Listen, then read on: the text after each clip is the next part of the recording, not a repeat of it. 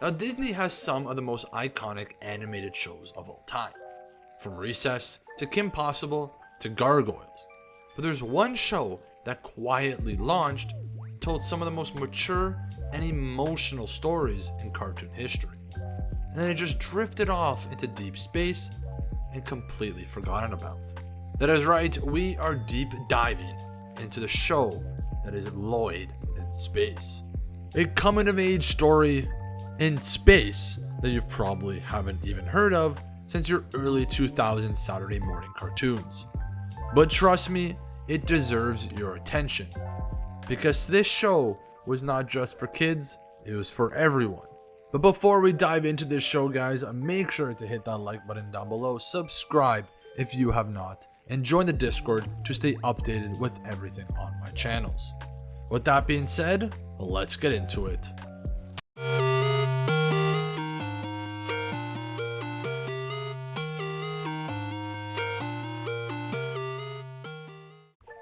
Now, Lloyd in Space premiered on February 3rd, 2001, and was part of Disney's One Saturday Morning block. It was developed by Joe Ansolabehere and Paul Germain. Now, these are the same genius minds behind Recess and Rugrats. Now, the show follows Lloyd Nebulon, a 13-year-old green alien living aboard a futuristic space station that was called Intrepidville. He's dealing with all the usual challenges of adolescence, from insecurities, friendship, dating, and family matters. But with one big twist. The world is filled with aliens, telepaths, robot teachers, and so much more. Think of the show kind of like Recess meets Star Trek, but with a surprising, heartfelt tone, and some really deep, meaningful stories. There's a lot of great characters in this show, and that's what makes it so special. Now first, we have the main character in Lloyd Nebulon. Lloyd is your average preteen. Now he's just trying to find his place in a universe that never stops changing. He's awkward, idealistic, and surprisingly deep. On the other hand, Commander, Lloyd did learn what it means to be a man. Oh, that's right, I forgot. The big lessons of manhood. Being a man is knowing how to bluff, drive a car, and fish. No, Mom, that's not what being a man's all about. It's not? No, that stuff did nothing but get me grounded for a month. Being a man's about something much bigger. It's about doing the right thing, even if you might get in trouble for doing it. It's about taking care of the people you love, no matter what. It's about putting someone else's needs in front of your own. It's about... Now Lloyd wasn't alone on his journey. The show had a generally strong cast of characters who added both comedic relief and emotional weight. For example, Francis, Lloyd's best friend and tech nerd, often inventing gadgets that go horribly wrong. He's the show's Dexter with a dash of snark. Then there's Kurt, a slow-witted, enormous, one-eyed alien whose loyalty and his one-liners were always on point, and they're generally hilarious.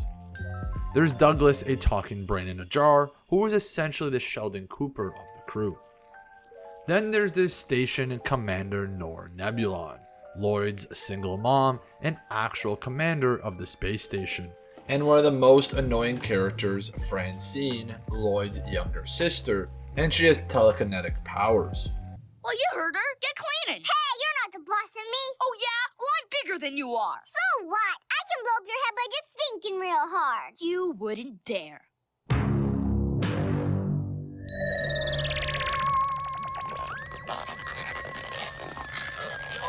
Okay, I give. Great. Come on, Rosie. Lloyd's got a lot of cleaning up to do. That's what Lloyd had to deal with on a daily basis on the show. Now, despite being a comedy, Lloyd in Space wasn't afraid to get heavy.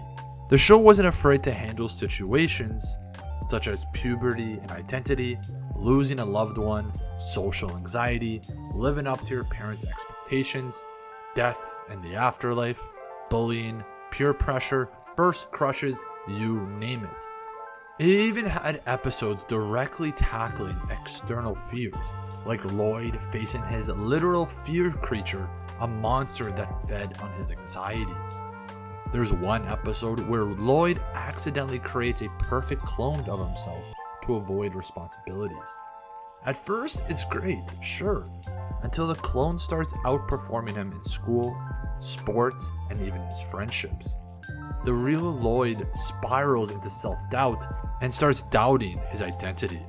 Now, this just wasn't your Saturday morning cartoon. It really deep dived into certain aspects of a preteen life and helped tackle them with a realistic look. Now, the world of Lloyd in Space was impressively layered. You had an entire alien civilization aboard a space station. It had a complete cast of different species, futuristic tech, social norms that challenged Earth standards, like how some aliens aged backwards or had multiple genders, a political system run by Lloyd Nebulon, a criminal justice system. Yes, there's an episode even where Lloyd almost gets arrested by the space police. I feel like the writers put real thought into how intergalactic middle school would work. Not just the aesthetics, but a social and emotional part of it as well. It was part sci-fi satire and part grounded emotional drama. Now, behind the scenes and production was a bit different. Disney produced the show through Disney Television Animation. With a look and tone similar to Recess, the animation was solid. It wasn't flashy, but it was the writing that carried the show. Now, with just 40 episodes over 4 seasons, it didn't get marketed or pushed by Disney like all the other shows got. The big reason? The transition from ABC's One Saturday Morning to Toon Disney and Disney Channel around 2002 to 2003. Disney was shifting away from educational themed programming and wasn't sure how to sell a semi-satire space cartoon about puberty. Add that to the fact it was created by a team better known for a slice of life comedy, and Lloyd in Space became more of that black sheep show. Now, I do remember this show growing up, and I do remember watching it when it was on. I was very much entertained by the fact of an intergalactical space school, and I loved the satire jokes. I loved the chemistry between the cast. It was one of those shows when it was on, I was actually pretty invested. Now, unlike most Disney shows that end on a light note, Lloyd in Space actually wrapped up with a thoughtful finale called Prometheus Rising. It dealt with Lloyd's transition into adolescence and symbolized him from moving from childhood to something bigger and more mature, his self-confidence and a self-purpose.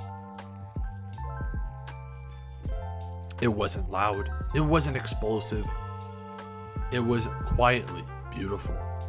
But sadly, it faded fast. There was never a DVD release, no official streaming, and for a long time, the show was just lost in space. And that's why channels like mine exist. We give a spotlight on shows that deserve it and were underrated when we were growing up. And who knows, maybe they'll get revived somehow. Nebulon, Come ahead, Dunkirk. we've got a major problem on the bridge, ma'am. Larry's got his tongue stuck in his zipper again. Please help me, Commando. I'll be right there. Now, Lloyd in Space didn't have that cultural footprint of Kim Possible or the merchandise of Lilo and Stitch. But it didn't need to. It told intimate stories through the lens of sci-fi and for kids who felt a little different, a little awkward, or just a little lost. Maybe it's time to revisit the galaxy that was lost in space. It was bold, weird, and way more emotionally mature than people give it credit for. If you remember this show, let me know in the comments down below. And if this is your first time hearing about it, maybe it's time to revisit the galaxy of Forgotten. Thank you guys so much for watching, and I hope you enjoy the deep dives into the lost shows of our childhood. Make sure to leave a like down below, subscribe, and hit that notification bell to stay updated.